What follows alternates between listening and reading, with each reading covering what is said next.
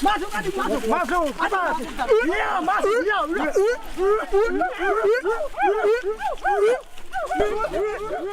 Kayu besi rawa sepanjang 17 meter ini disiapkan untuk membuat salib. Melihat panjangnya, timbul pertanyaan, siapakah yang akan disalib? Siapapun itu, pasti sesuatu yang lebih besar dari mereka. Tapi Frankie Woro, Casimilus Awe, dan warga suku Auyu di Papua Selatan ini tak akan melukai siapapun. Mereka memakai salib ini sebagai tanda perlawanan.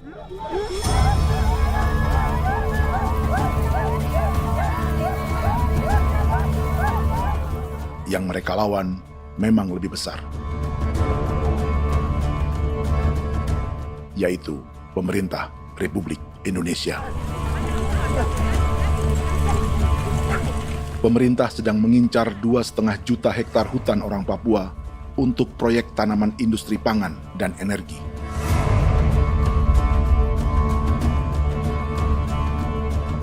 Ratusan kilometer dari salib orang-orang Auyu itu, orang Muyu sedang menyiapkan gerakannya sendiri. Tapi kali ini dalam bentuk sebuah pesta. Pesta yang disiapkan oleh marga Kimco Jinipjo selama 10 tahun.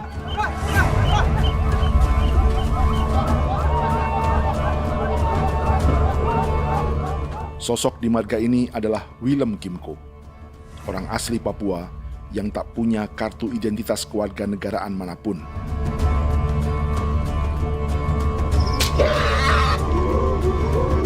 Pesta adat ini sudah cukup langka, tak hanya di Papua, bahkan di kawasan Pasifik dan peradaban Melanesia. Awalnya bayaya ane kalau bukan. Intinya hati kau tegak bipnuka, dan jitana ya kati kau beri barang dipko. Kau memang ambil kau kuning ini. Ada gagasan dan gerakan sosial di balik pesta orang-orang Muyu ini. Sama dengan gerakan salib merah yang dimulai orang-orang Auyu. Salib ini akan menjadi yang terbesar dari 1.800 salib merah yang telah ditancapkan berbagai suku di Papua Selatan dalam 10 tahun terakhir. Ribuan salib merah yang dipadukan dengan palang adat adalah tanda larangan yang menyatukan unsur-unsur adat dan agama. Kami percaya bahwa kalau memang kami sudah tidak mampu untuk menyelesaikan persoalan ini, dalam hal ini perusahaan tidak bisa masuk, berarti kami minta bantuan kepada nenek moyang dan Tuhan. Atribut perang orang Auyu ini diukir atau dilukis, digambar di batang salib ini dengan tujuan bahwa kami larang dengan sangat keras. Jadi apabila siapapun, baik dari antara kita sendiri yang melanggar batas ataupun pihak lain yang mau mengganggu keselamatan hak tanah adat kami, maka kami siap untuk melakukan ancaman perang. Salib-salib ini tidak ditancapkan di halaman-halaman gereja, melainkan di tanah dan hutan adat, di dusun-dusun sagu, dan di tempat-tempat yang disakralkan. Sebab 1.800 palang adat dan salib ini memang bukan semata tentang agama, tapi untuk mencegah negara dan perusahaan memasuki tanah dan hutan adat mereka. Papua bukan tanah kosong.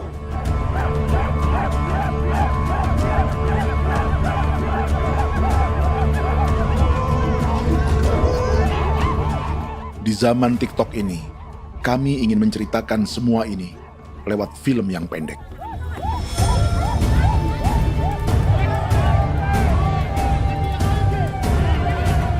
Tapi kami jelas gagal.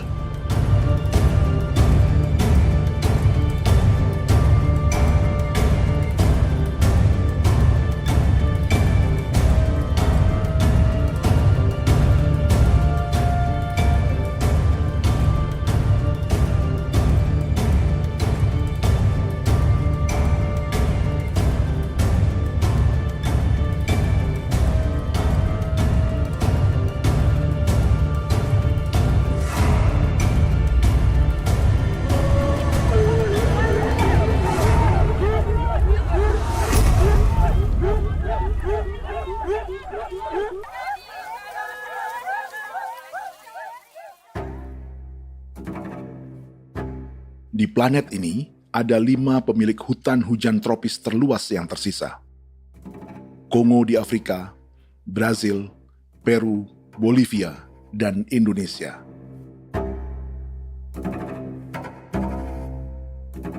Di Indonesia, satu-satunya pulau yang hutannya masih terjaga adalah Papua, pulau terbesar kedua di dunia setelah Greenland. Lewat sejarah kolonialisme yang panjang, pulau ini kini dikuasai 2 negara. Bagian barat oleh Indonesia yang juga dikenal sebagai West Papua, dan bagian timur menjadi Papua Nugini.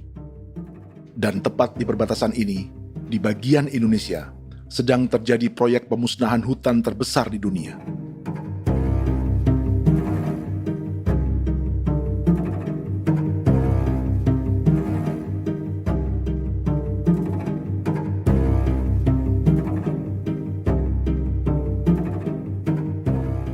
Pemerintah Indonesia sedang membuka lebih dari 2,5 juta hektar hutan untuk sawit, tebu, padi, dan peternakan.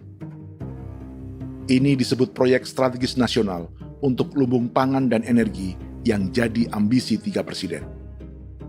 Bagian terbesar direncanakan untuk mencetak sawah seluas 1,3 juta hektar. Lalu bagian lain akan ditanami tebu seluas 560.000 hektar untuk gula dan bioetanol. Setiap liter bensin di Indonesia akan dicampur bioetanol 10% atau E10.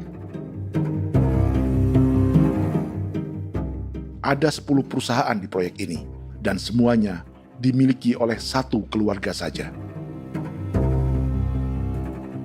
Berikutnya, ada areal sawit seluas 400.000 hektar untuk biodiesel.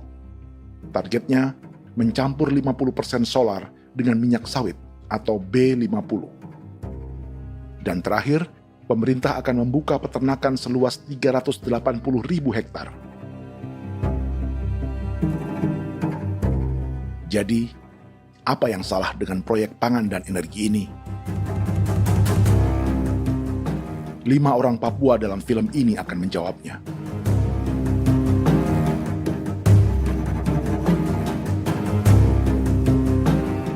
Yang pertama adalah Yasinta Moiwen dari suku Marin.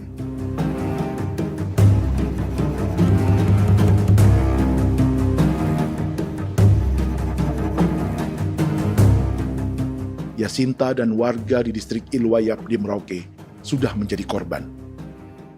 Hutan dan rawa sebagai sumber pangan dan ekonominya telah dihancurkan. Jalan sepanjang 135 km sedang dibuat, dan di kiri kanannya akan dicetak 1 juta hektar sawah. Mereka sulit menolak atau melawan. Salib sudah digeser, masih datang lagi dengan senjatanya mereka nih. Karena proyek ini juga dijaga tentara. Macam-macam senjatanya.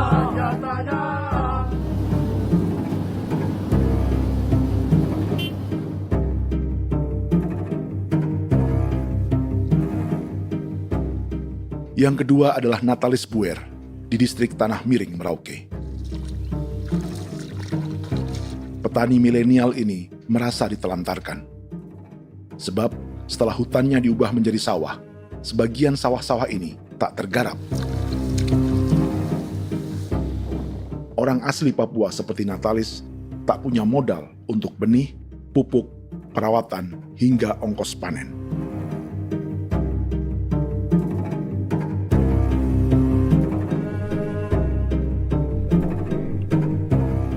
Orang ketiga adalah Vincent Kuipalo dari suku Yenan di distrik Jagebob, Merauke. Vincent dan suku Ye sedang menjadi korban. Hutan adat orang-orang Ye sedang dihancurkan untuk perkebunan tebu dan bioetanol.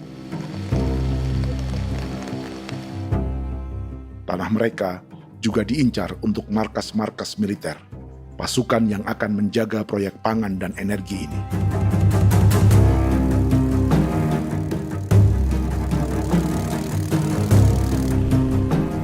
Yang keempat adalah Frankie Woro dari suku Auyu di distrik Fofi, Kabupaten Bovendigul. Hutan dan tanah mereka terancam perluasan perkebunan sawit untuk campuran biodiesel atau B50. Orang-orang dari suku Auyu ini adalah calon korban. Merekalah salah satu pelopor gerakan Palang Adat dan Salib Merah. Meski kadang berseberangan dengan gereja yang mereka anggap lebih mendukung pemerintah dan perusahaan. Mereka bahkan sedang merencanakan gerakan yang lebih besar, dengan salib yang lebih besar. Tanah milik Somu Sobisiba itu bahwa tanah ini diciptakan oleh Tuhan dan memberikan warisan kepada kami. Kami ini hanya hak jaga.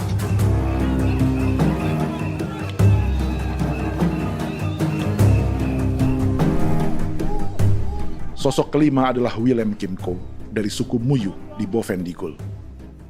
Tokoh adat dari Muyu ini hidup di garis belakang proyek negara, sehingga belum menjadi korban. Tapi mereka sedang bersiap menghadapi segala kemungkinan. Tinggal di belantara dan perbatasan membuat sebagian mereka tak punya status kewarganegaraan.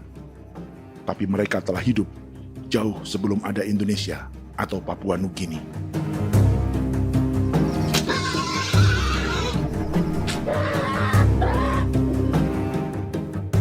Kelimanya mewakili jutaan orang asli Papua yang sedang terancam eksistensinya. Jika kita merasa kepunahan peradaban Neanderthal di Eropa, Aztec dan Inca di Amerika, atau aborigin di Australia adalah sejarah masa lalu, film ini menceritakan bagaimana pemusnahan sebuah bangsa dan kepunahan sebuah peradaban sedang terjadi di masa hidup kita. Kepunahan bukan karena kerusakan lingkungan dan ruang hidup semata, juga karena dihantam 60 tahun operasi militer.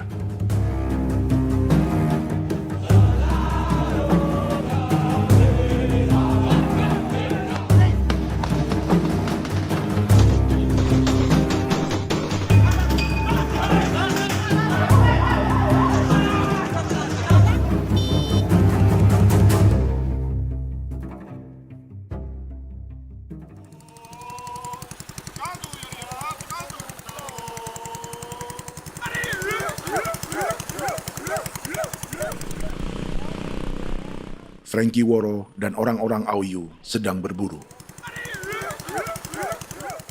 Tapi lokasi perburuan mereka mulai dikuasai perusahaan perkebunan sawit.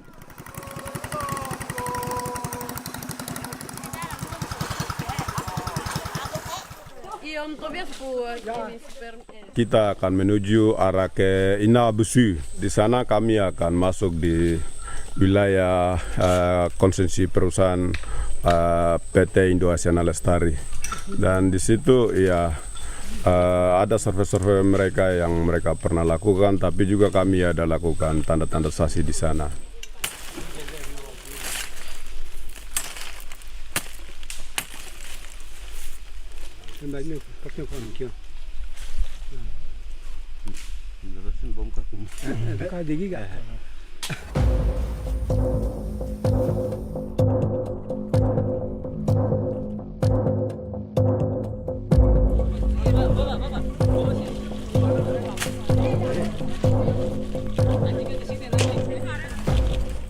Dapat dengan yang induknya, tapi karena induknya dia lari dan terlambat kerja, akhirnya yang bisa kita dapat dia punya anak ini saja.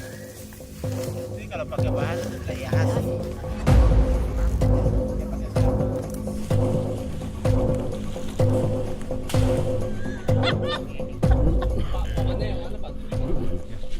Pohon ini pohon bitanggur, dia punya kayu ini kita biasa gunakan untuk kerja perahu, dan juga kulit depu getanya itu kita pakai untuk kerja ini, panah-panah ini lem, jadikan lem ini, panah-panah. Hutan ini adalah supermarket bagi suku Auyu. Juga lumbung pangan atau bank untuk menyimpan deposito kekayaan alam. Hutan juga tempat yang penuh dengan sejarah suku, situs budaya, dan tempat-tempat sakral. Inilah yang sedang mereka pertahankan dari incaran pemerintah dan perusahaan. Untuk semua alasan ini, mereka menancapkan ribuan salib merah.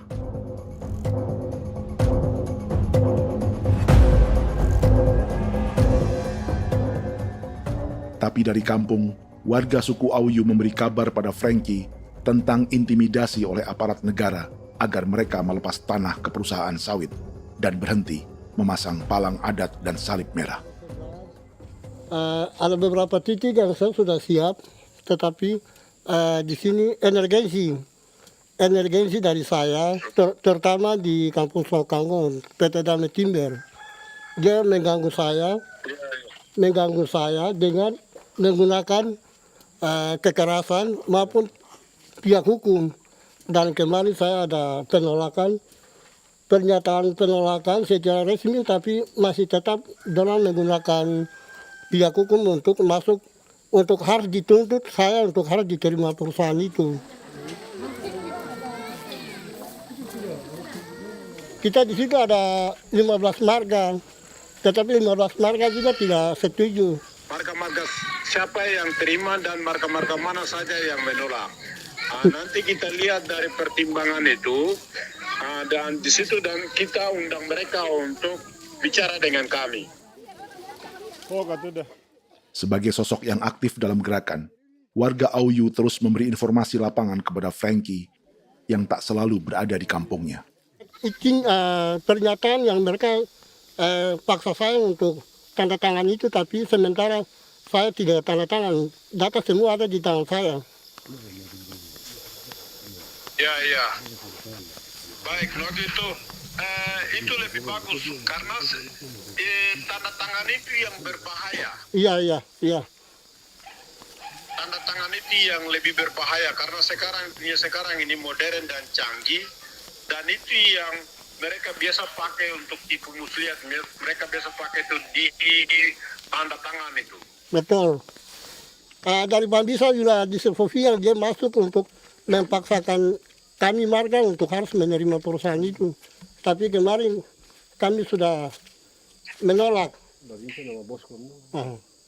Babinsa di sini nama Bosco. Itu yang sekarang strategi militer yang sekarang mereka pakai. Jadi yang penting masyarakat itu yang benar-benar mau menolak siap dukung ketua marga siapa yang nanti tampil. Ini adalah peta konsesi sawit untuk biodiesel dalam proyek strategis nasional. Dan di distrik Fofi inilah orang-orang Auyu hidup dari sungai dan hutan. Tapi Frankie di Bovendigul masih lebih beruntung. Setidaknya dibandingkan Yasinta Mowien di Merauke yang sudah kehilangan hutan dan rawanya.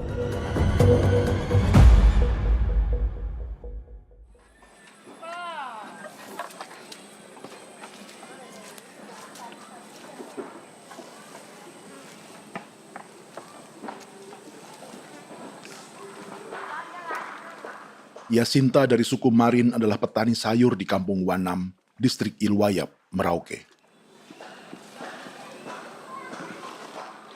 Memanfaatkan lahan yang ada, ia berkebun dan menjual hasilnya ke pasar kampung. Ini ekonomi warga di Wanam untuk menghasilkan uang, lalu memberi barang kebutuhan yang tak bisa mereka produksi sendiri. Tapi kehidupan sebenarnya ditopang oleh ekosistem hutan dan rawa. Inilah sumber pangan utama dan peradaban mereka.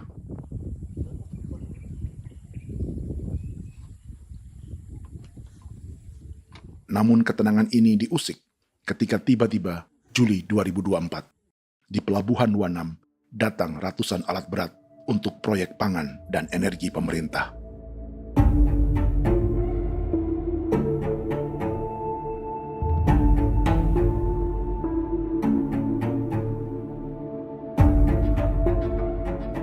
Kami masyarakat setempat kami tidak tahu. Kami kaget pagi-pagi kapal sudah ada di pelabuhan kami.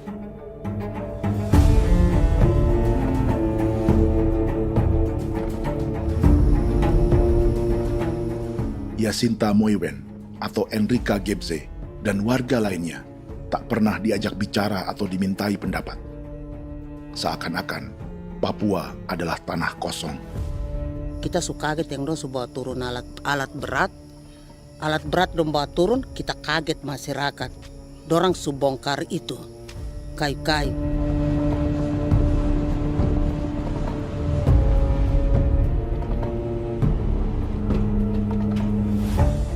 Bersamaan dengan alat-alat berat itu, juga berdatangan tentara Indonesia untuk mengawal proyek pembukaan hutan milik Jacinta.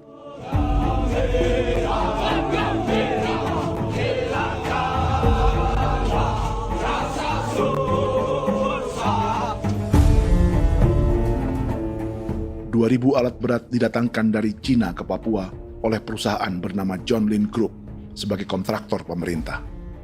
Ini disebut sebagai pesanan eskavator terbesar di dunia dengan nilai 4 triliun rupiah. Misinya membuka hutan dan rawa milik orang Marin, salah satunya untuk membangun jalan sepanjang 135 km.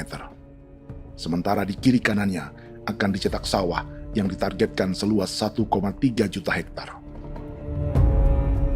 Jalan berupa garis lurus ini bukan rute tradisional ekonomi masyarakat. Jalan ini akan menghubungkan kawasan perkebunan sawit dan tebu di sebelah timur, juga untuk mobilisasi pasukan militer. John Lin Group adalah perusahaan yang dimiliki Andi Samsudin Arsyad atau yang dikenal dengan Haji Isam. Sebagian orang mengenalnya sebagai pengusaha yang hobi balapan mobil.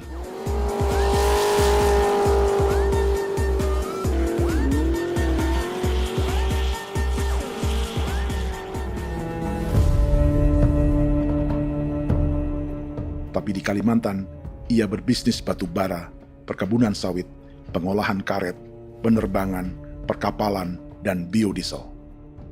John Lin Group kini juga menjadi pemilik perkebunan tebu dan pabrik gula terbesar di Indonesia.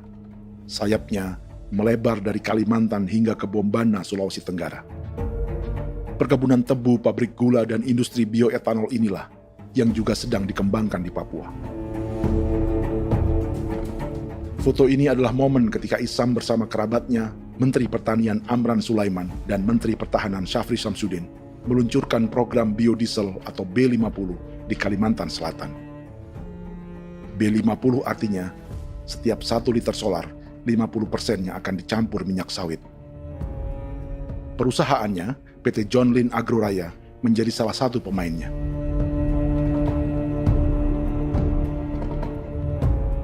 Sepanjang tahun 2025, saham PT John Lin Agroraya pernah naik hingga 700%.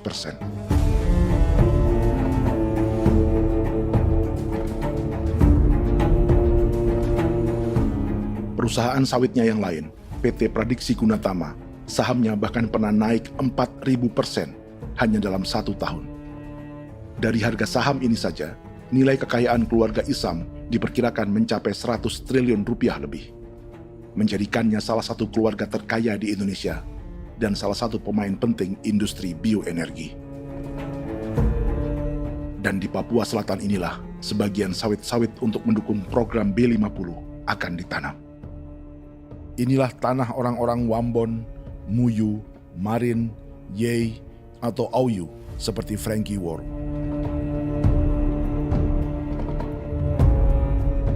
Haji Isam pernah menjadi tim kampanye nasional Presiden Joko Widodo dalam pemilu 2019 saat melawan Prabowo. Bintang Mahaputra Utama diberikan kepada Saudara Andi Syamsuddin Arsyad. Beliau berjasa luar biasa dalam mendorong pertumbuhan ekonomi daerah maupun nasional. Setelah menjadi presiden, Prabowo memberi gelar kehormatan Bintang Mahaputra Utama pada Isam.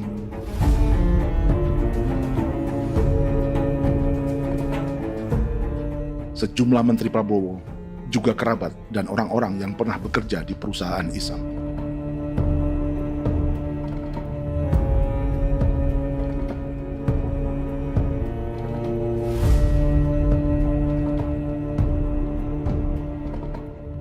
Lawan sebesar inilah yang sedang dihadapi Jacinta di kampung Wanam, Merauke. Atau petani perempuan lain seperti Enrika Gebze. Jadi alam kita ini sudah rusak. Jadi kita itu biasa jalan dari sini tuh harus pasang jerat di situ, harus cari makan di situ lagi. Itu tempat-tempat itu pasang-pasang jerat, tempat babi, rusa, sekarang sudah tidak ada lagi.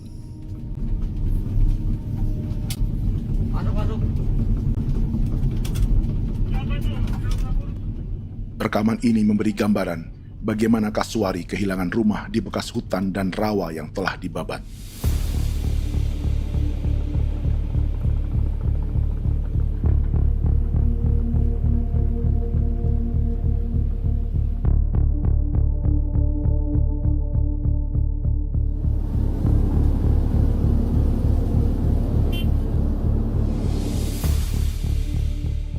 Keterlibatan tentara dalam proyek pangan dan energi di Papua memakai dalih bahwa ancaman terhadap negara kini tak hanya perang secara militer,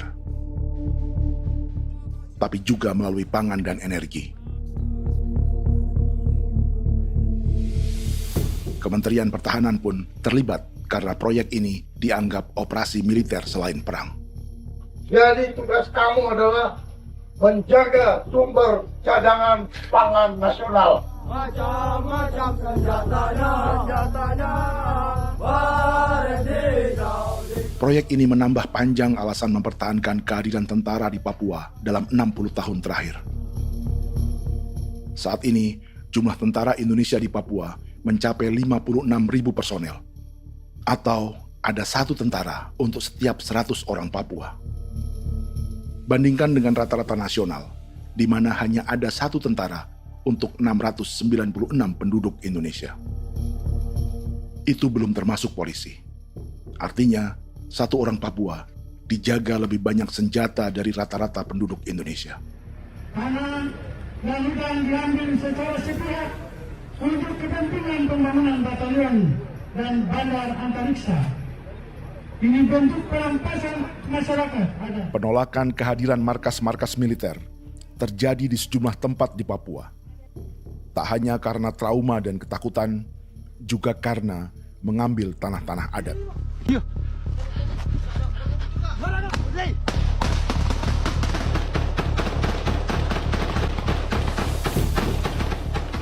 Salah satu alasan mengapa militer terus ditambah di Papua, karena masih ada perlawanan dari Organisasi Papua Merdeka atau OPM selama 50 tahun terakhir.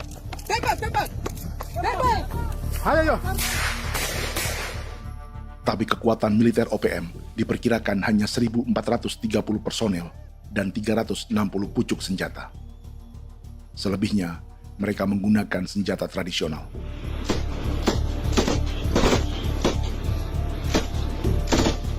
Dengan demikian, kekuatan tentara dan polisi di Papua 58 kali lebih besar dari gerilyawan Organisasi Papua Merdeka.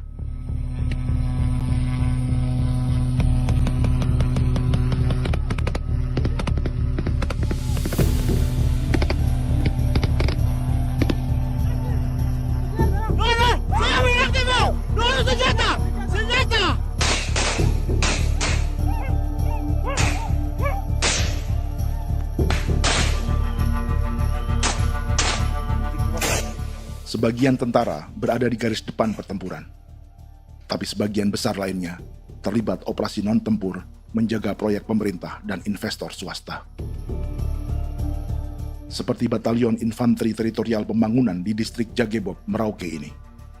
Lokasinya bersebelahan dengan konsesi lahan tebu untuk gula dan bioetanol milik PT Murni Nusantara Mandiri. Baik perusahaan maupun markas militer, keduanya mengambil hutan milik suku Ye dari marga Kuipalo. Tapi dorong datang, tanam ini saja di sini, tanam papan nama ini. Victor Kuipalo menunjukkan apa yang terjadi. Jadi kita juga kaget ini. Nah, kalau ini papan nama ini memang, ini papan nama ditanam tapi bukan haknya mereka yang ini. Ini hak kami di sini, hak dusun kami, marga Kuipalo yang punya hak dusun ini. Setelah memasang patok, alat berat mulai bekerja untuk membangun markas militer di tanah orang Ye.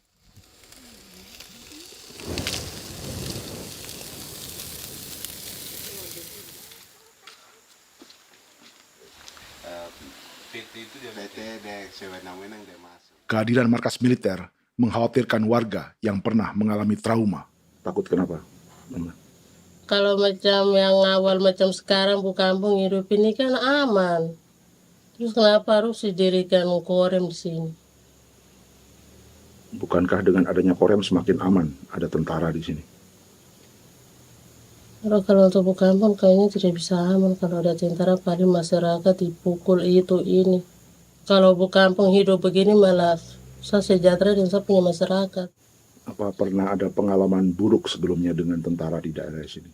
Ada yang cerita waktu pos-pos di sini tuh di 13, 12 itu zaman katanya Patimura.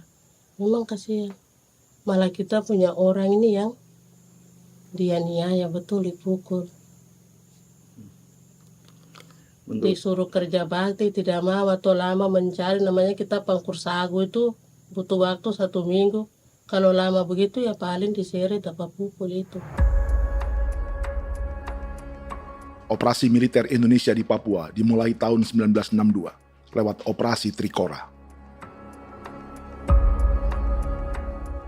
Tapi perlawanan bersenjata pertama di Papua baru dilakukan tahun 1965 di Manokwari. Nanti tanggal 1 Mei jam 12.30 pemerintahan di Irian Barat mutlak akan jatuh di tangan.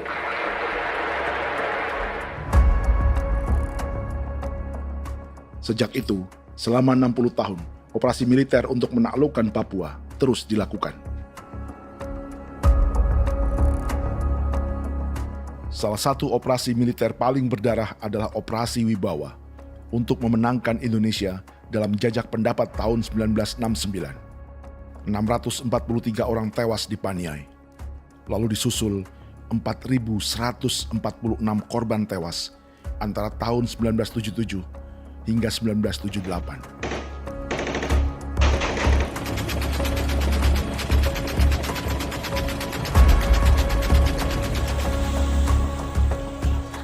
Operasi militer ini menimbulkan gelombang pengungsian hingga kini. Dewan Gereja Papua mencatat 103.000 orang menjadi pengungsi pada tahun 2025 dan nyaris tak diberitakan media-media Jakarta. Jumlah pengungsi terbesar tercatat di Nduga yang mencapai 20.000 jiwa. Banyak di antaranya yang sedang hamil, seperti Jubiana, salah satu pengungsi Nduga. Jadi ini takarik masih kaki be muguruk berselari di namen wane kosel. Bigari me. Egirik menene nimbo mesle berselari nene.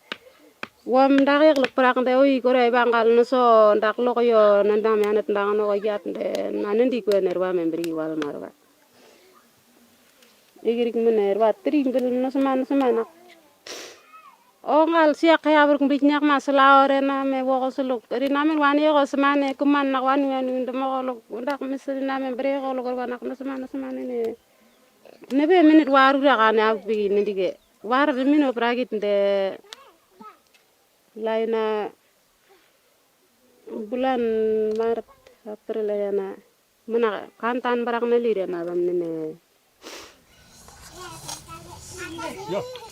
Jubiana lalu menamai anaknya pengungsi Kogoya. Selain Jubiana, juga ada Emma dari Maibrat yang melahirkan di hutan. Sampai di kampung gini, katanya bilang ada tentara yang bangun jembatan. Nah, capek itu juga pun masih tahan. Kembali lagi ke hutan lagi. Seperti itu sampai saya jatuh di tengah jalan. Orang sampai terbanting di kayu semuanya. Berasa sakit begitu. Melengkapnya tuh Domika Serli, pengungsi Wako. Masyarakat sipil dari Kampung Aitrem sementara mengungsi karena kampungnya sementara dikuasai oleh TNI Polri. Seratusan ribu pengungsi di Papua saat ini jauh melampaui jumlah yang mengungsi ke Papua Nugini tahun 1984, yaitu 10.000 orang karena menghindari operasi militer.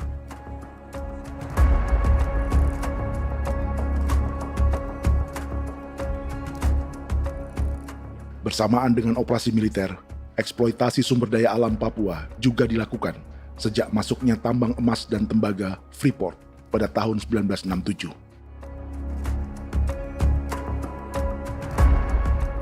Disusul perkebunan sawit awal tahun 1980-an. Lalu ada perburuan buaya untuk diambil kulitnya. Sebelumnya, ada eksploitasi gas alam di Teluk Bintuni, pencarian besar-besaran kayu gaharu, atau pembukaan hutan tanaman industri. Ini belum termasuk perburuan dan perdagangan ikan arwana di selatan Papua, penebangan kayu merbau dari hutan-hutan Jayapura, emas di Blok Wabu Intan Jaya, bahkan nikel di pulau-pulau kecil Raja Ampat. Dan kini, dalam skala yang belum pernah terjadi dalam sejarah, Papua dipaksa mencetak sawah, tebu untuk bioetanol, dan sawit untuk biodiesel.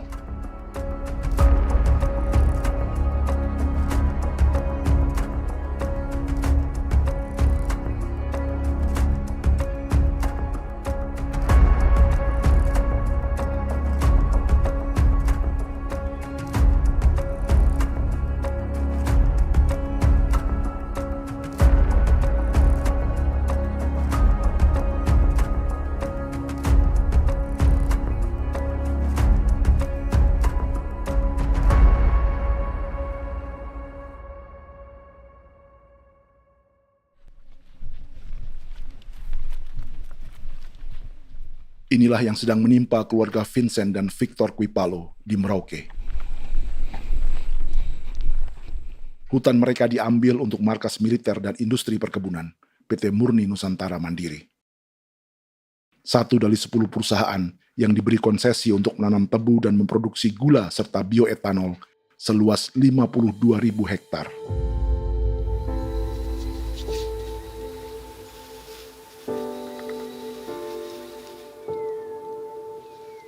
Perusahaan ini dianggap mengambil hutan dan tanah orang-orang Ye, terutama marga Kuipalo, yang memiliki hak adat terhadap 2.300 hektar hutan.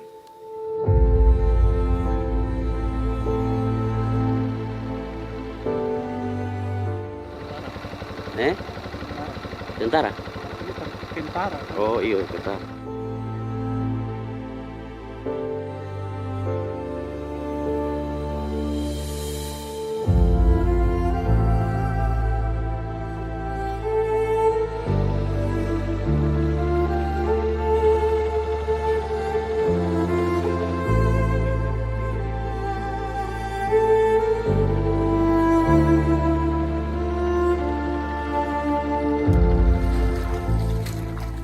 Keluarga Kuipalo sedang melihat apakah perusahaan semakin mengancam tanah mereka. Dan kekhawatiran itu terbukti. Iya, makanya tadi saya bilang ini dari sini saja dekat ini sudah masuk di dalam ujung lapang ini. Ini hutan, yang ini hutan yang dorong ada bongkar sekarang ini. Ini sudah punya alat sudah dekat ini. Dekat sekali ini. Ini di sini. Nacau, kelapa itu yang jalan lama, jalan setapak ini. Dari udara, terlihat alat-alat berat semakin mendekati tanah orang-orang Ye, marga Kuipalo.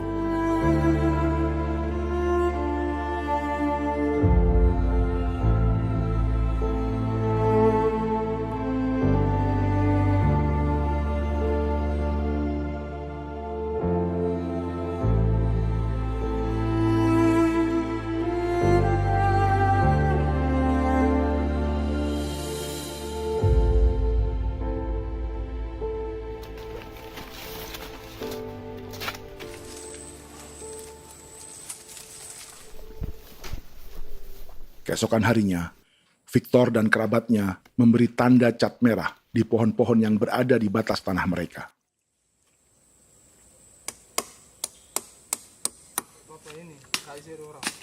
Tapi tanda peringatan adat ini tak diindahkan perusahaan.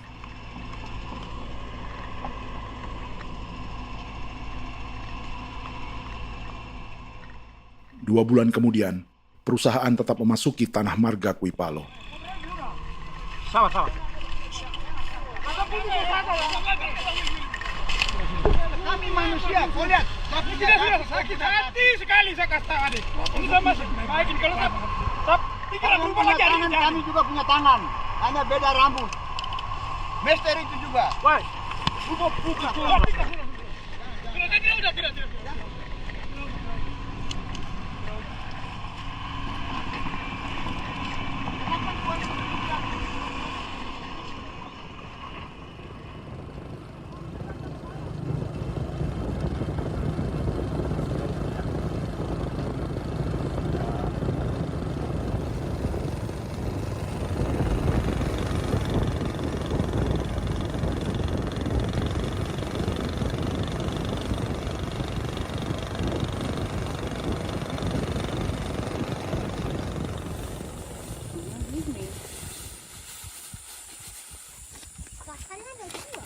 Kita masuk sini.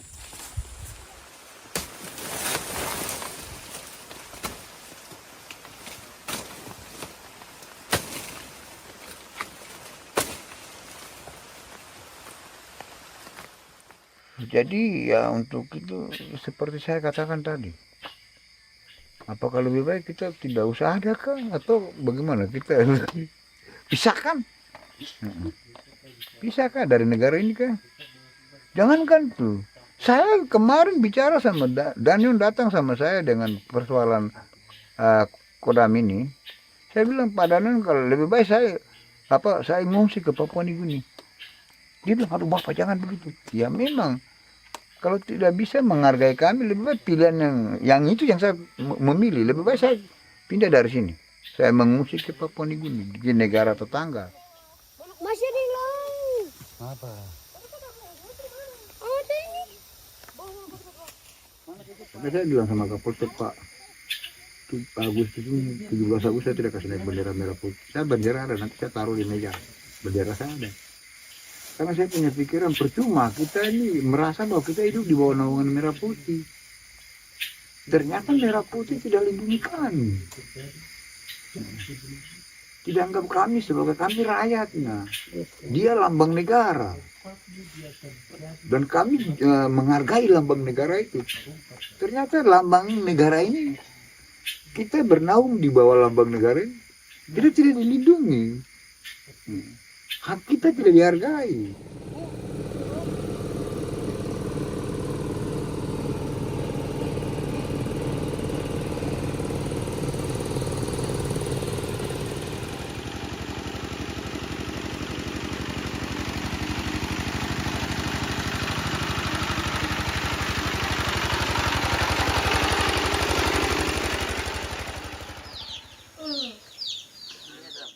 Marga Kuipalo dari suku Ye terus mendapat teror dan intimidasi agar melepas tanah mereka yang hanya dihargai Rp300.000 per hektar. Tapi mereka tidak berjualan tanah.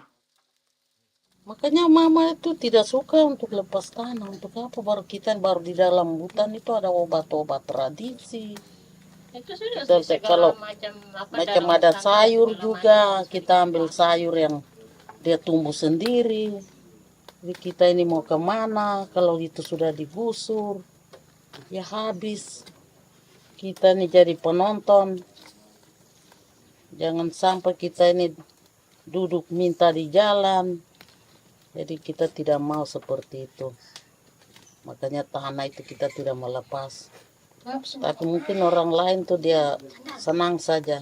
Lebih baik saya pegang uang merah dulu. Saya bisa beli-beli itu ini. Nanti datang uang sudah habis, gembel, mau cari kemana lagi, hutan sudah habis, mau makan ikan di mana, kali sudah hancur. Seperti Yasinta di Wanam, suara dan gerakan kaum perempuan Papua sangat nyaring dan tak bisa diabaikan. Saya sebagai perempuan tolak untuk perusahaan masuk di sini. Karena kalau saya terima anak-anak saya mau dikemanakan, mau tinggal di mana. Apapun yang terjadi saya tetap tolak. Demi tanah ini saya akan berjuang, demi saya punya anak-anak. Yang katanya mengutamakan anak Papua, nyatanya yang kerja kebanyakan ya orang-orang Jawa. Saya sendiri orang Jawa, tapi bukan mau bicara yang tidak-tidak. Memang kenyataannya seperti orang-orang Papua itu diterbelakangkan, kurang diutamakan, gitu.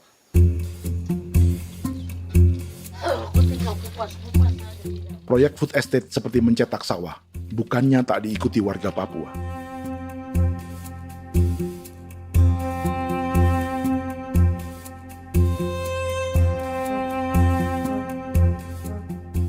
Salah satunya Natalis Buer di distrik Tanah Miring, Merauke.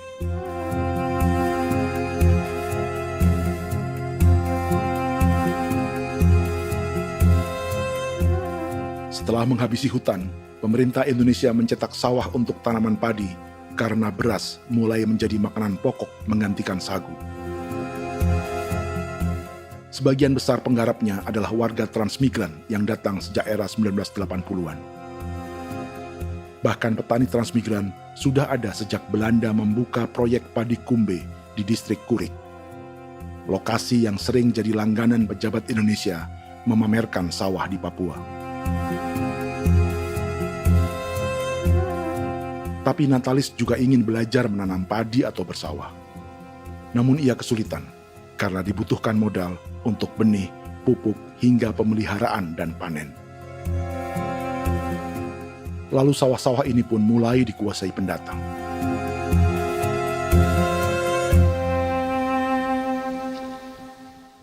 Tapi sejauh ini di kampung kami ini yang saya lihat memang ada kelompok kami punya di sini yang sudah tergabung dalam Gapoktan, kemudian masuk dalam optimalisasi lahan. Tapi menurut saya anak asli yang punya lahan di sini. Mereka tidak punya. Pemerintah dalam hal ini adalah Kementerian Pertanian bersama-sama Kementerian Pertahanan yang dalam hal ini pada garis di bawahnya adalah TNI Angkatan Darat memberikan support yang maksimal kepada masyarakat khususnya di Merauke dalam rangka. Saya kemarin habis 9 juta. 9 juta Iya, ya? 9 juta karena dia sudah tidak dipakai toh. Dia sudah... Perempuan Papua seperti Filomina juga mau bertani. Pemerintah memberi bantuan Rp900.000 per hektar lewat program optimalisasi lahan atau OPLA. Tapi dibanding biaya produksi dan harga jual gabah, Filomina mengaku berkali-kali rugi dan kini memutuskan tak lagi menggarap sawahnya. Terus kita harus cari uang untuk kombe. Betul. Karung kita beli. Karung beri sendiri lagi. Tenda kita beli. Ini dari yang offline ini don tidak siapkan. Tidak ada. Tidak ada ya, jadi mama don sendiri. Itu yang saya ada bilang, 900.000. Itu modal untuk kerja sawah ini. Mulai dari kerja sampai nanti panen. Panen. Wih, ngeri sekali. Iya, lucu toh? Tidak dapat itu. Betul, Mam. Dong maksud begini. Kalau disuruh tanam ubi berhektar-hektar, mari datang. Kita tahu cara rawatnya bagaimana, tanamnya bagaimana, tanam model bagaimana supaya hasilnya model begitu. Kita tahu. Kalau yang ini kan kita baru belajar. Sebagian hutan milik warga Senayu di Merauke sudah dibuka untuk sawah dan kebun tebu oleh PT Global Papua Abadi. Proyek pertanian ini dikerjakan oleh Kodim Merauke. Mereka melepas sebagian tanah karena ingin belajar bertani. Saya punya nenek moyang tidak ajar saya tanam padi. Tapi saya mau berubah. Generasi saya yang berikut ini besok lusa tidak bisa makan pisang, sagu. Namun program optimalisasi lahan yang dijanjikan dengan berbagai bantuan tak dirasakan Filomina. Obat rumput beli, obat padi beli, jonder kita bayar, bahkan bibit masih kurang, cari bibit lagi beli. Jadi saya memang kalau program pemerintah saya sama sekali saya tidak suka. Baku tipu saya.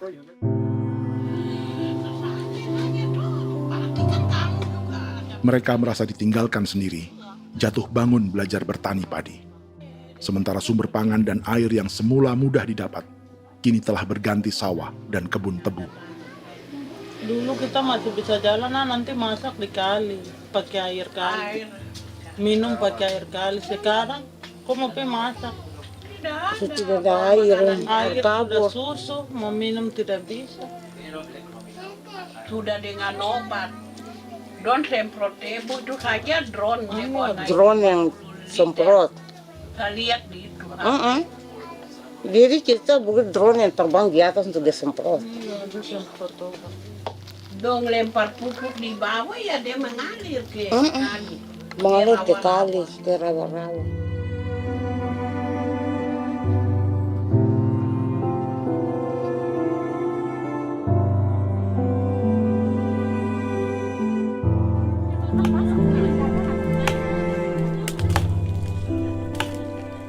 Seperti pertanian sawah bagi orang Bali atau Toraja, bagi orang Auyu dan suku-suku lainnya di Papua Selatan, sagu juga bukan semata tentang pangan.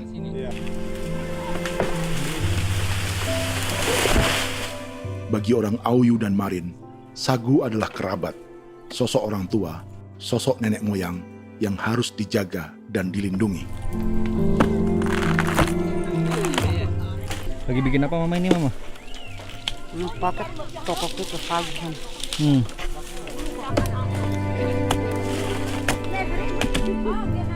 Itu orang tua kami, orang tua nenek moyang kami yang korban dirinya kemudian menjadi pohon sagu untuk kebutuhan hidup kami.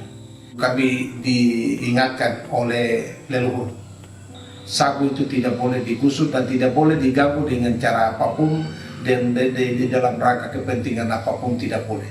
Kamu harus bela, bahkan sampai nyawa pun harus menjadi taruhan demi membela keselamatan keberadaan sagu di atas tanah ini.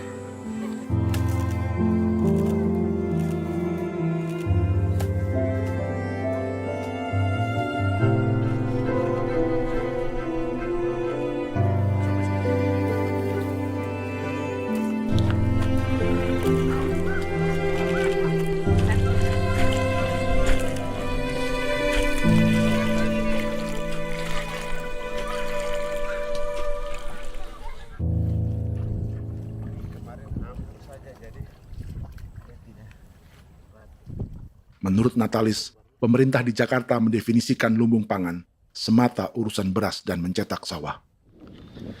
Sebenarnya orang Papua itu bukan tidak bisa bertani. Kami tanam ubi itu bagian dari pertanian. Nah, pertanian yang dimaksud oleh pemerintah itu harusnya selalu, itu kalau bisa pemerintah harus spesifikkan. Pertanian apa yang dimaksud? Pertanian tanam padi atau pertanian tanam ubi, petasan dan lain-lain. Ini yang harus dispesifikkan dulu. Begitu, sehingga tidak menjustifikasi kami orang asli Marin bahwa kami tidak bisa bertani. Bukan. Kami buka kebun besar-besar di sana, bahkan bermeter-meter, ratus-ratus meter pakai sekop, bukan pakai ekskavator, tapi ini pakai skop. Itu pertanian, begitu. Bagi Natalis, alih-alih memaksimalkan sawah-sawah yang sudah ada untuk petani Papua, pemerintah selalu membuka hutan baru, seperti dikerjakan perusahaan John Lynn Group dan melibatkan tentara.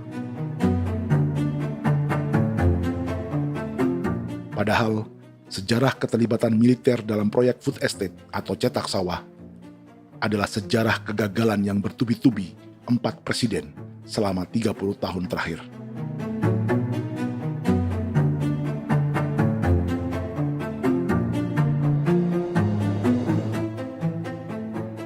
Papua bukan yang pertama menjadi proyek lumbung pangan yang melibatkan tentara.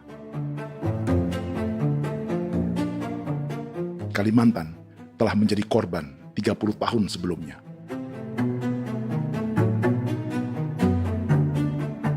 Ini adalah bekas hutan yang sudah dibuka di Pulang Pisau, Kalimantan Tengah. Tahun 1996, di era Presiden Jenderal Soeharto, ia menghabisi 1 juta hutan di lahan gambut untuk mencetak sawah demi memenuhi ambisi swasembada beras, bukan swasembada pangan.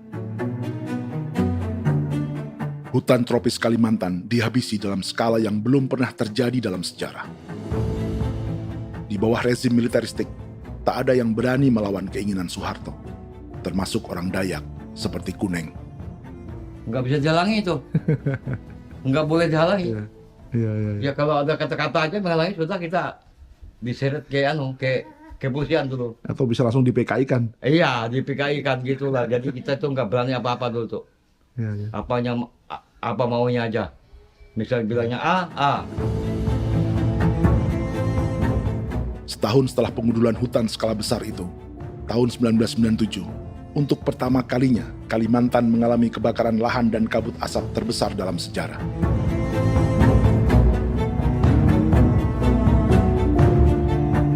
Sebagai ilustrasi, ini kondisi kabut asap tahun 2015.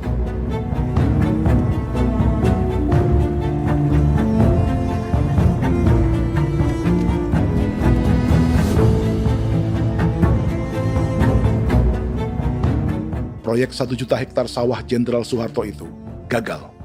Bendungan dan saluran irigasi mangkrak hingga kini.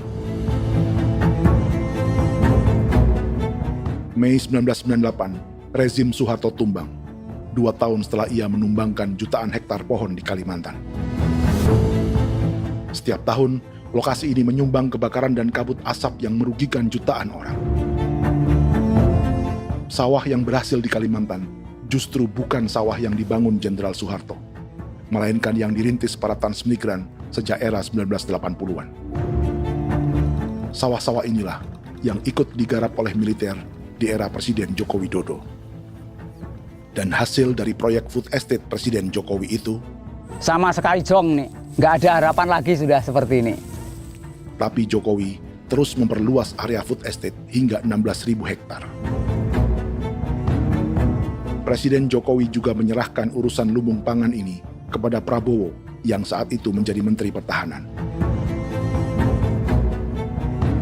Salah satunya di Kabupaten Gunung Mas, Kalimantan Tengah, untuk membuka perkebunan singkong seluas 31.000 hektar. Food Estate Singkong Jenderal Prabowo ini dimulai dengan membuka 600 hektar hutan di Tawai Baru. Proyek singkong untuk bioetanol ini pun dijaga tentara. Dan seperti Jenderal Soeharto, proyek Jenderal Prabowo ini pun gagal.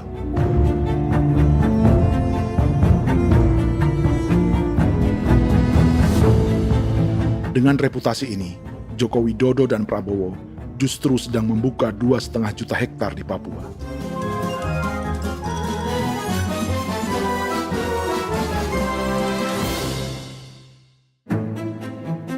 Setelah Jenderal Soeharto, Presiden Jenderal Susilo Bambang Yudhoyono juga mencoba membuka food estate di Papua sejak tahun 2010.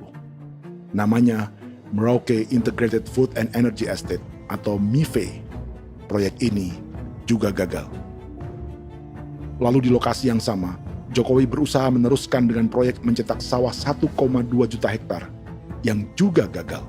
Sekarang yang paling siap adalah 1,2 hektar. Yang 1,2 juta hektar. Dan kini, Prabowo yang pernah gagal dengan 600 hektar singkong di Kalimantan justru akan mengulangi di Papua dengan skala 2,5 juta hektar. Di daerah Papua pun harus ditanam kelapa sawit supaya bisa menghasilkan juga BBM dari kelapa sawit. Dalam setiap proyek pangan dan energi di Papua, yang lebih menonjol bukan tanaman pangannya, melainkan untuk energi atau bahan bakarnya. Sawit untuk biodiesel dan tebu untuk industri bioetanol. Ada 10 perusahaan yang diberi konsesi hingga 0,5 juta hektar untuk tebu. Dan 10 perusahaan itu dimiliki oleh 1 keluarga saja.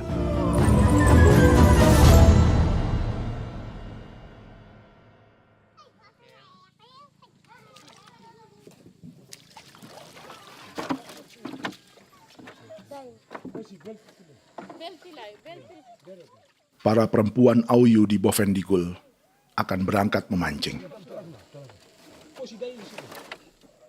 Priska Beni membantu menyiapkan perahu.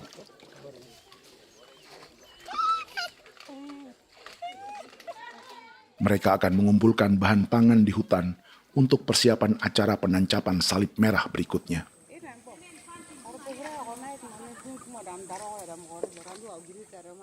Priska sudah mengambil posisi memancing.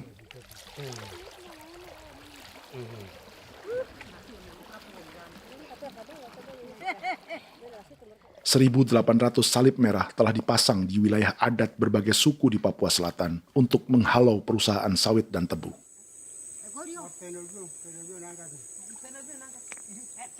Maria Tebung yang paling muda datang membawa hasil.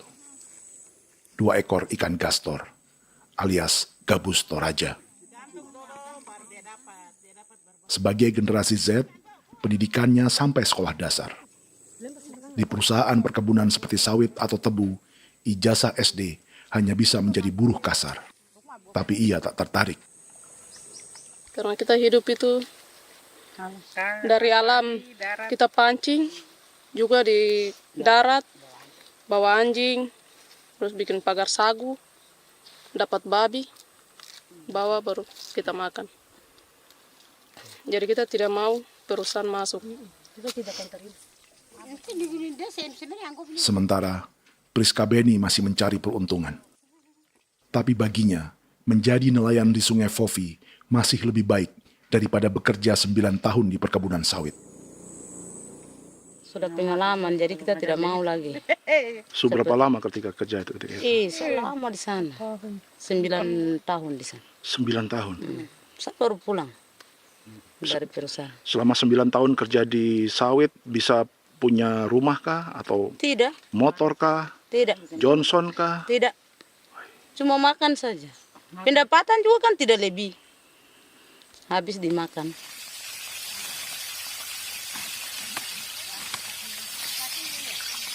Satu minggu libur berapa hari?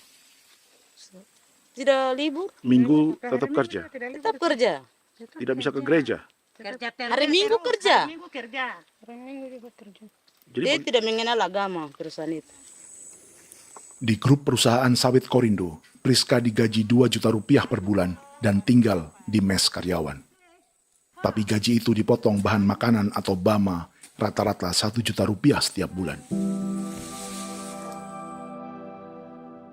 Korindo adalah grup perusahaan yang salah satu usahanya adalah hutan tanaman industri dan sawit di Bovendigul dan Merauke. Di Papua, mereka memakai bendera PT Tunas Sarwa Ema. Perusahaan ini pernah memberi bantuan pada Keuskupan Agung Merauke. Keuskupan Merauke belakangan mengeluarkan pernyataan mendukung proyek strategis nasional di Papua. Umat Katolik yang memprotes sikap gereja tersebut ditangkap polisi. Jadi selama 9 tahun tidak bisa nabung? Tidak. Makan saja. Makan saja. Makan saja. Menabung bagaimana? Keperluan banyak. Sudah sampai. Habis di anak-anak uang sekolah. Uang 1 juta itu mana sampai. Mau nabung juga tidak cukup. Sudah pengalaman, jadi kalau di sini perusahaan mau masuk tidak.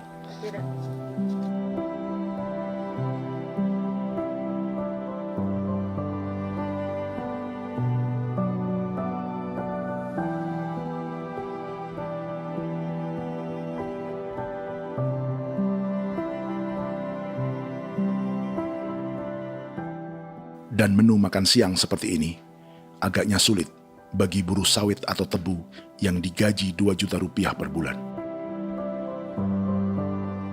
Generasi Z seperti Maria Tebung atau generasi milenial seperti Priska Beni punya matematika ekonominya sendiri. Sawit untuk biodiesel atau tebu untuk bioetanol tak akan ada bedanya bagi mereka.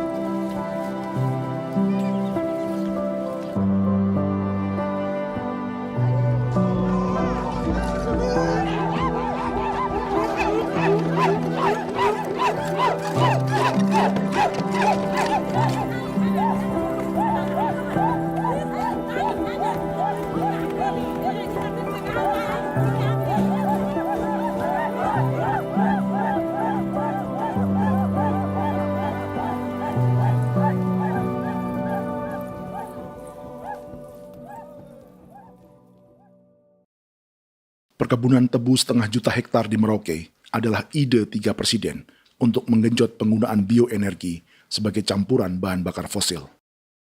Selain swasembada pangan, swasembada energi.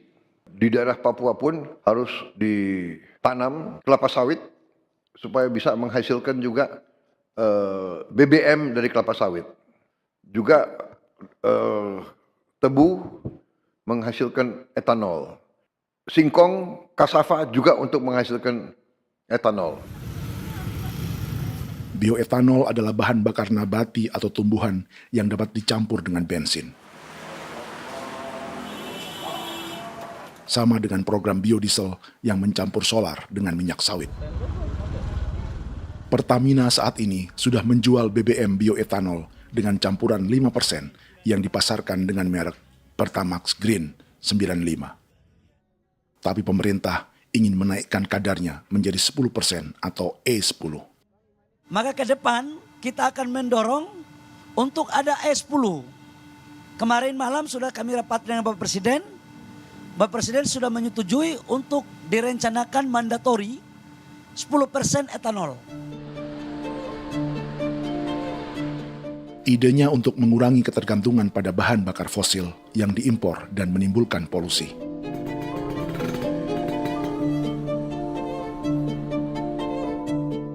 Tapi bioetanol bukannya tak mengorbankan lingkungan, hutan, rawa, dan manusia. Karena program E10 membutuhkan 7,3 miliar liter bioetanol, maka lahan yang dibuka untuk menanam tebu bisa mencapai 1,3 juta hektar. Sementara saat ini, luas perkebunan tebu di Indonesia hanya 500 sampai 600 ribu hektar.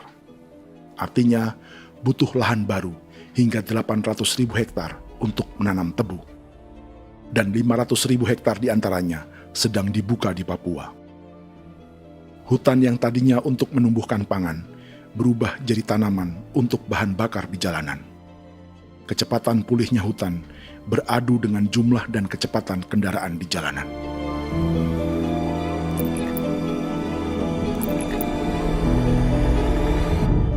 Dahaga terhadap energi tak pernah bisa dipuaskan. Setelah minyak sawit untuk biodiesel, dunia kini merambah singkong, jagung, dan tebu untuk bioetanol.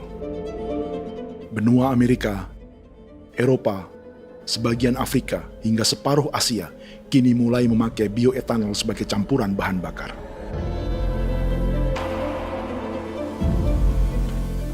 Selain perebutan lahan, masa depan dunia juga dibayangi semakin mahalnya harga pangan karena persaingan antara perut manusia dengan tangki kendaraan. Ini adalah lokasi perkebunan tebu dan bioetanol PT Murni Nusantara Mandiri yang mengancam tanah Vincent Quipalo dan orang-orang Ye di Merauke. Beberapa kilometer di selatan adalah PT Global Papua Abadi yang mengancam tanah orang-orang Muyu dan Marin.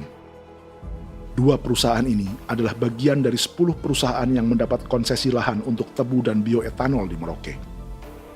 Batas konsesi mereka bahkan sama dengan batas negara Indonesia dengan Papua Nugini.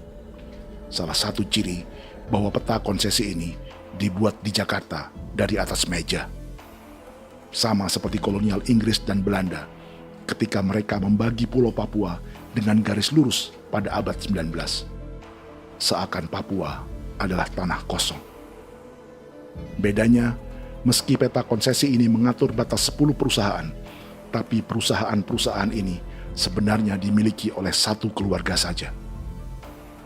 Ini nama 9 dari 10 perusahaan tebu dan bioetanol di Merauke, Papua. 99% saham mereka dimiliki sebuah perusahaan bernama PT Merauke Nusantara Manis. Sementara 1% sisanya dimiliki PT Merauke Gula Mandiri. Tapi saham kedua perusahaan ini dimiliki PT Merauke Sugar Group. Dan perusahaan ini, 90% sahamnya dimiliki pengusaha bernama Angelia Bonaventure Sudirman, serta perusahaan bernama Zico Trust dan Resource Harvest. Lalu 10% lainnya dikuasai PT Papua Energi Abadi, yang pemiliknya adalah Dudi Christian dan Angel Madeline. Sekarang, mari kita lihat siapa mereka. Angelia Sudirman adalah keponakan dari salah satu konglomerat sawit Indonesia, Martias Fangiono. 9 perusahaan di Papua ini berada di bawah bendera Merauke Sugar Group. Dan Merauke Sugar Group hanya satu dari 7 grup perusahaan milik keluarga Fangiono.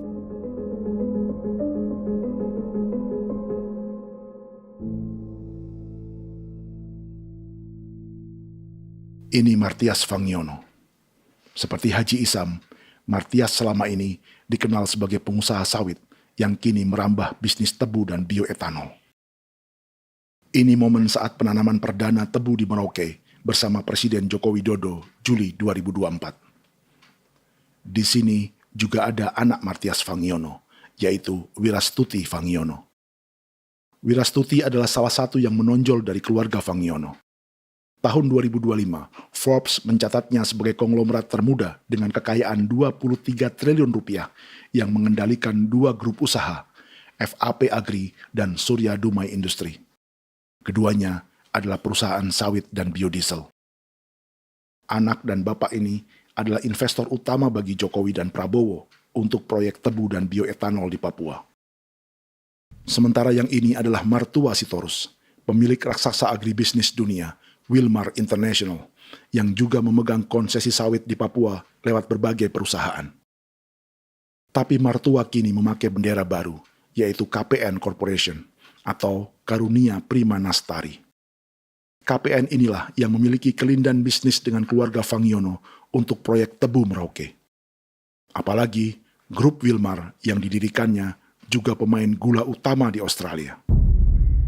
Tahun 2010, Wilmar membeli 100% saham perusahaan gula terbesar Australia, Sucrogin. Akuisisi senilai 1,5 miliar dolar Amerika ini langsung menjadikan Wilmar salah satu pemain tebu terbesar dunia.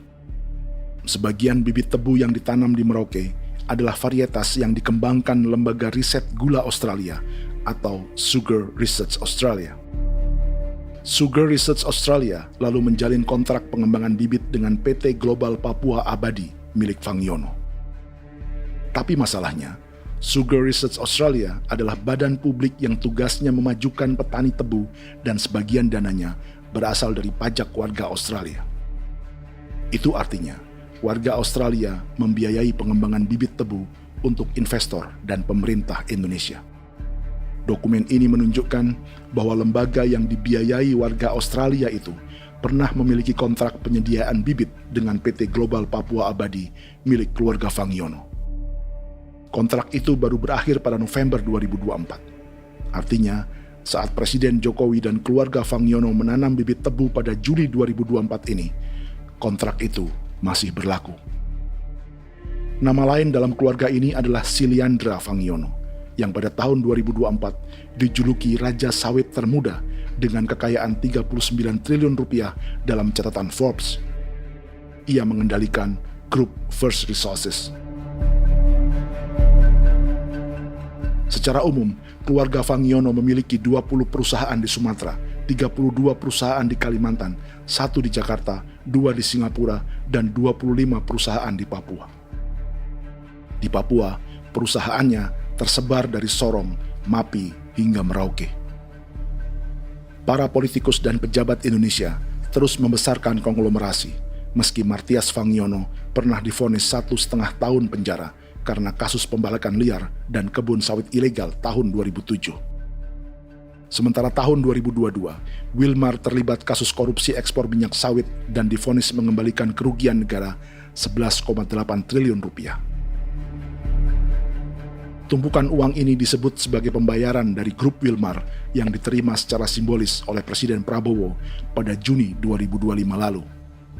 Tapi peran raksasa biodiesel dan bioetanol dunia ini belum akan surut di Indonesia. Bahkan sebaliknya.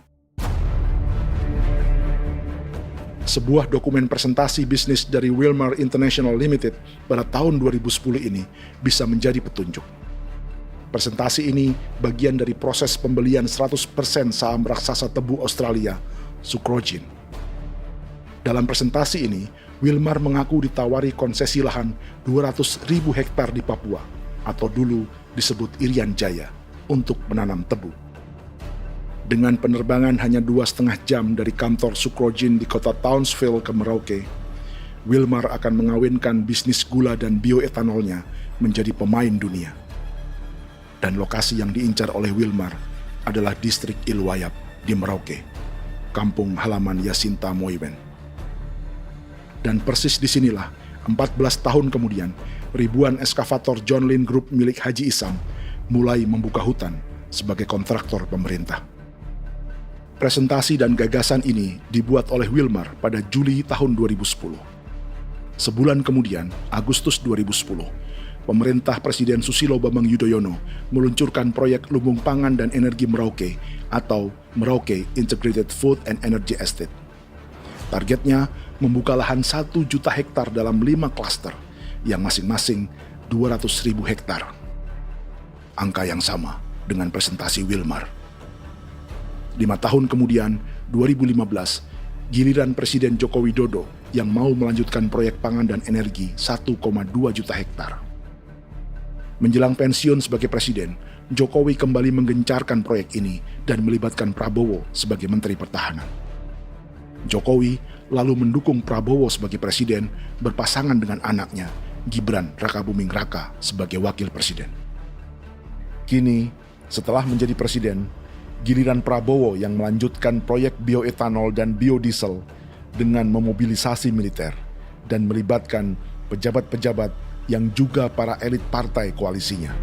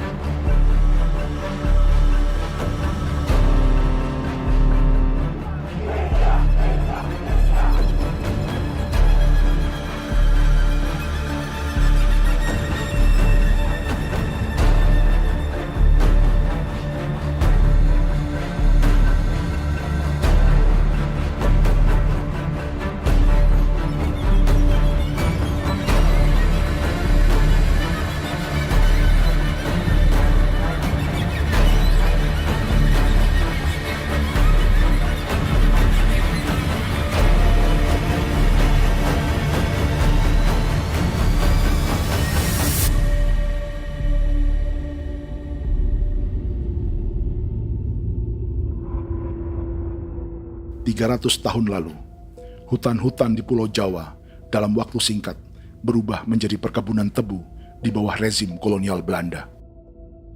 Orang Jawa menjadi buruh dan petaninya dipaksa menanam tebu. Dari kolonialisme dan politik tanam paksa itu, Belanda memperkaya negara dan para investornya. Tak puas membuka hutan untuk perkebunan di Jawa dan Sumatera, kolonial Belanda menanam tebu hingga di Suriname dan mengerahkan ribuan orang Jawa sebagai buruh pada tahun 1890. Inggris yang sudah menguasai negara seluas India dan Papua Nugini pun masih menanam tebu jauh di tengah Samudra Pasifik, di tanah orang-orang Fiji. Lalu memindahkan puluhan ribu orang India menjadi buruh di sana. 200 tahun sebelumnya, ratusan ribu orang Afrika bahkan diperbudak untuk bekerja di perkebunan-perkebunan tebu Spanyol dari selatan Eropa hingga Karibia, Kuba, atau Jamaika. Jika dulu tebu menjadi gula atau emas putih, kini cerita kolonialisme tebu berlanjut di Papua untuk bahan bakar nabati atau bioetanol.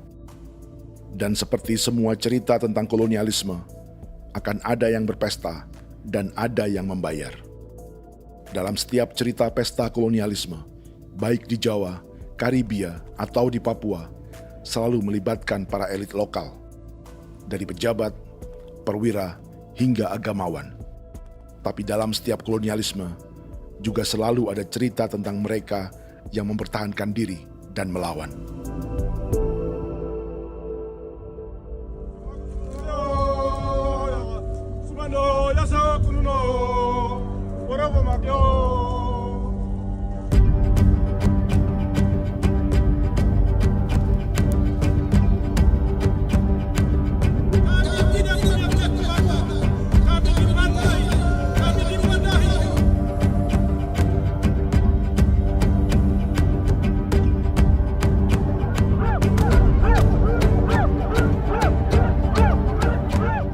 Dalam sejarah Gereja Katolik banyak pemimpin-pemimpin yang adalah tanda petik itu adalah Judas-Judas juga. Jadi itu sudah pasti karena itu adalah manusia. Satu sisi sebagai manusia dalam perjalanan digoda, apalagi ada dalam posisi-posisi jabatan, ya mungkin banyak tawaran-tawaran lain, lalu disitulah terjadi pergeseran keberpihakannya kepada misi gereja tadi itu untuk umat, untuk mereka yang tertindas. Orang kirim eksavator, orang kirim tentara, orang kirim polisi. Pukul kami bukan pencuri, kami tidak pernah mencuri orang barang. Kami tidak pernah menangis ke orang lain. Kami tidak pernah menangis ke kita bapak mama, kami menangis kepadamu. Tuhan kami lemah. Aku tidak tahu. Di hijau Cikuira, orang lain datang ke bangsa kami, ke wilayah kami untuk kasih habis kami.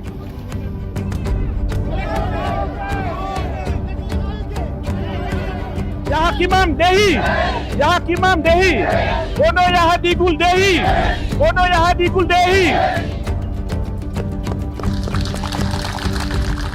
Kita buat sasi seperti begini untuk menolak perusahaan apapun yang masuk di tanah kami. Kalau kita kasih, kita bikin rusak sekarang, kita punya generasi berikutnya mau dapat kemana. Jadi kita nyatakan sikap di sore hari ini, kami tolak.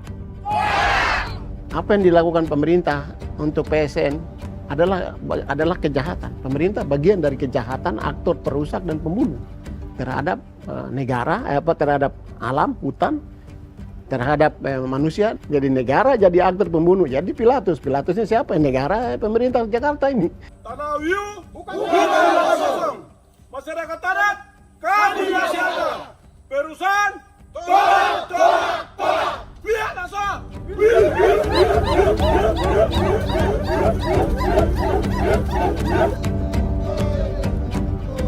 Jika tanah adat dan hutan adat hilang, kami mau hidup di mana?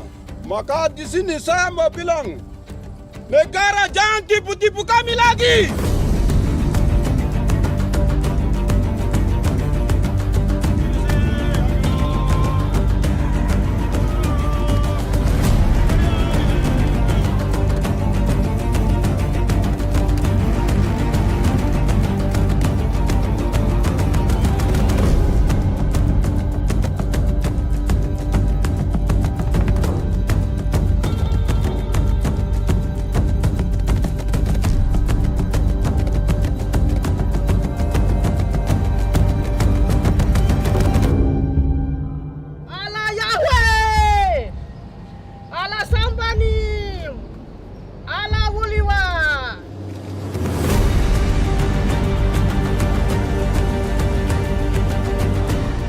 Kalau kami dianggap orang Papua itu bagian daripada Republik ini, tolong hargai kami. Dengan adanya PSN, PT John Hindrup yang sudah menerobos tanah kami dan hutan kami, merusak alam kami. Itu yang kami datang ke Jakarta jauh-jauh dari Papua. Kami mau bersuara kepada Bapak Presiden Prabowo Subianto, di mana keadilan untuk masyarakat Papua. Tolong lihat masyarakat Papua yang sudah mati. Kami bersepakat menyatakan, 1. Gereja-gereja di Indonesia mendukung masyarakat adat yang menolak proyek strategis nasional di tanah Papua. 2. Gereja-gereja di Indonesia menolak militerisme dan otoritarianisme di Indonesia.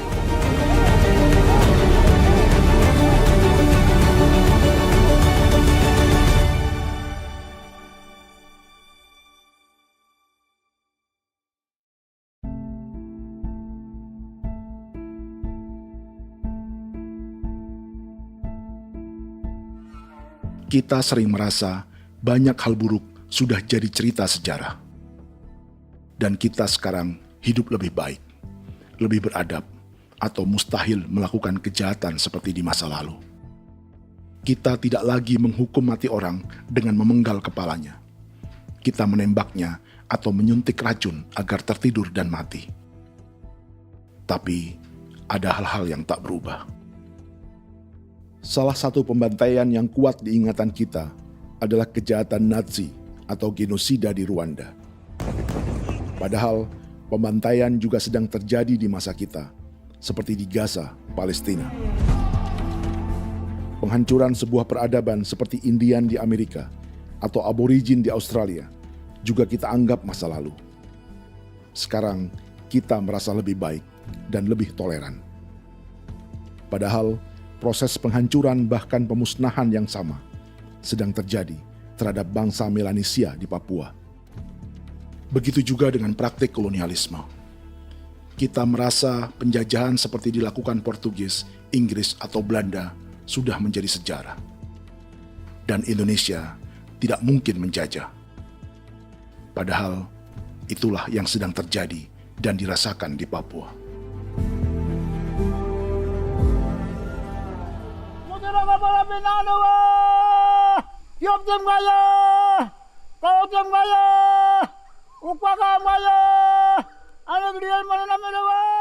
Jalannya sejarah ini disadari Willem Kimco di pedalaman Bovendigol, Papua. Hidup terpencil dan tak tersentuh urusan negara bukan berarti selalu aman.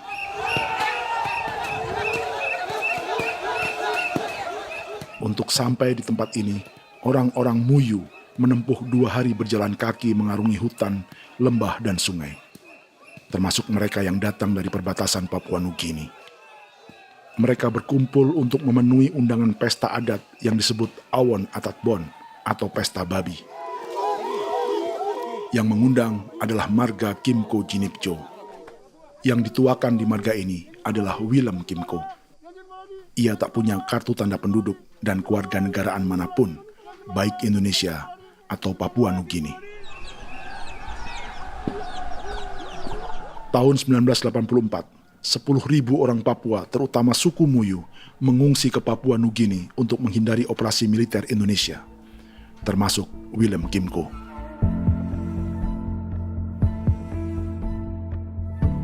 Apa yang membuat pesta adat ini istimewa? Apa bedanya dengan acara serupa yang dihadiri pejabat, tokoh agama, LSM, atau yang direkam oleh kru televisi dan konten kreator? 18. Pertama, untuk membuat pesta babi, orang Muyu perlu persiapan selama 10 tahun.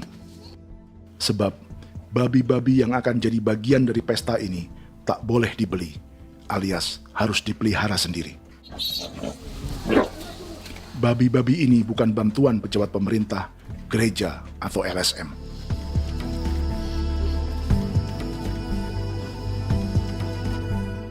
Yang kedua, babi-babi ini tidak dipelihara di kandang. Jadi punya nama babi ini kah? Harimau. Harimau? Harimau. Dia kulit dengan ini bulu di harimau, macam harimau begitu yang kasih nama harimau. Setelah diberi nama, mereka dilepas liarkan di hutan sejak kecil. 10 tahun kemudian, jika tiba saatnya pesta, para pemburu akan mencari mereka di dalam 479 hektar hutan milik marga Kimco. Suku atau marga lain tak akan mencurinya di hutan, karena mereka sudah punya babi dan wilayah masing-masing. Itu artinya, mereka harus tetap menjaga dan mempertahankan hutannya, agar babi-babi bisa hidup. Demikian juga dengan lahan pangan mereka, yang menumbuhkan sagu, keladi, atau aneka sayuran.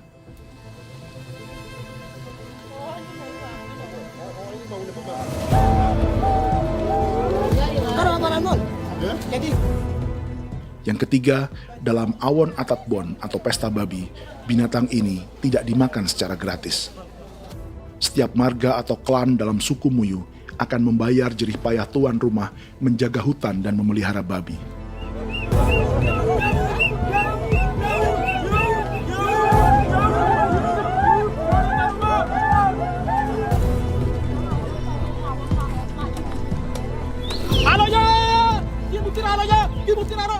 Ini seperti arisan untuk menjaga budaya dan lingkungan.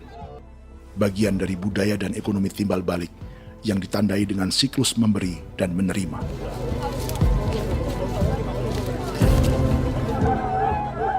Ini juga cara orang Muyu membangun dan memperluas aliansi. Awon bet begul bet ulan yau kandoet azat peda nani azat peda ni liga nani o ado amte nani menene tena ya kepo ke mau ko di mana kepo ke mau mayat me kep tetek no mayango kep kan in between ne ke iftore wen ne tena ya kadek me oke kepo nanti ko to kepo ke plaza ko to kon kene man gini wane wanjo koko kati bolon ya bengo koko kuning bolon ya. Jika Willem Kimco dan marganya bisa menjaga hutan dan wilayahnya, marga lain ikut diuntungkan sebagai sebuah ekosistem. Demikian juga sebaliknya. Alasan keempat, mengapa pesta babi ini memiliki tempat khusus dalam peradaban orang Muyu, karena Willem Kimco khawatir peradaban mereka akan punah, menyusul ancaman terhadap ekosistem dan hutan. Setiap marga atau klan harus mengkonsolidasi diri dan membangun aliansi.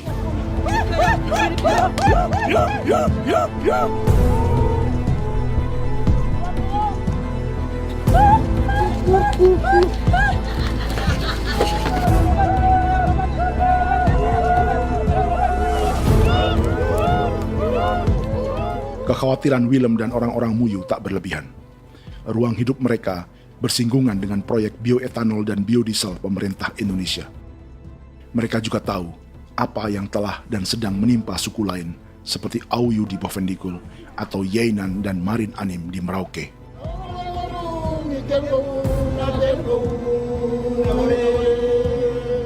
Jika suku-suku lain menggunakan palang adat dan salib merah sebagai gerakan perlawanan, orang-orang Muyu memakai pesta babi untuk mempersiapkan diri dan konsolidasi. Sebab, berbeda dengan saat mengungsi tahun 1984, kali ini yang datang ke tanah orang-orang Muyu tak hanya tentara, juga alat-alat berat bersama para pebisnis pangan dan energi. Awan